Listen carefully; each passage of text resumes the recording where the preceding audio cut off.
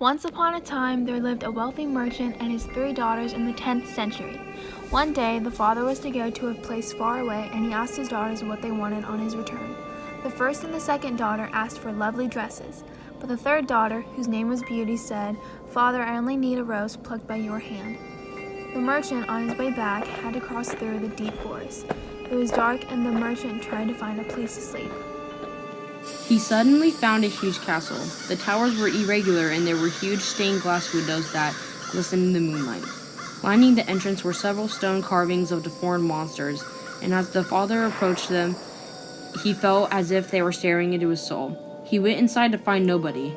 There was a huge table with delicious food, and he ate it all. Then the merchant went into the bedroom and slept on the soft and fluffy bed.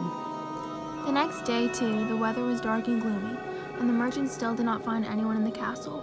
He saw a beautiful rose bush growing in the lawn and remembered Beauty's gift. Although beautiful, the roses were covered in thorns. Being very careful, he plucked a red rose from the bush. Suddenly, a ferocious-looking beast sprang out of the bush. His clothes were ragged, and he let out a ferocious roar. "I gave you food and a bed to sleep in, and now you are stealing my roses." The merchant was frightened and told the beast about Beauty's gift.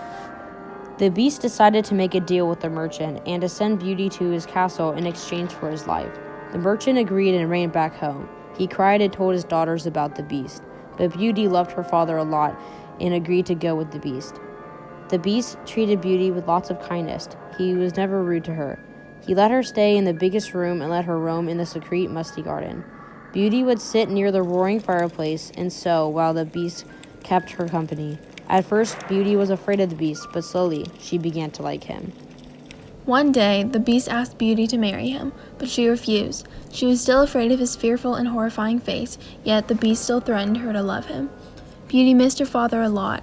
The beast gave her a magic mirror and said, "Look at the mirror and you can see your family. Now you won't feel lonely anymore." One day, Beauty looked in the mirror and saw that her father was very sick and near death. She went to the beast and pleaded and cried, "Please let me go home. I only want to see my father before he dies." But the beast let out a selfish and cold roar. "No, you promised you would never leave this castle." Saying this, he stormed out of the room. But after some time, he came to Beauty and said, "You may go to stay with your father for 7 days, but you must promise to return after that." Beauty was very happy and agreed. Then she left and went to stay with her father. Her father, on seeing Beauty, felt very happy and soon recovered. Beauty stayed with her family for 7 days and more. She forgot the beast and his castle. But one night, a terrible storm fell upon Beauty and her father. The winds whistled and thunder and lightning filled this dark sky. That night, she had a terrible nightmare, in which she saw the beast was very ill and about to die, wallowing in pain. He was crying, "Beauty, please come back." Beauty woke up and went back to the castle because she did not mean to hurt the beast. The castle now had a cold and eerie feeling that wasn't there before.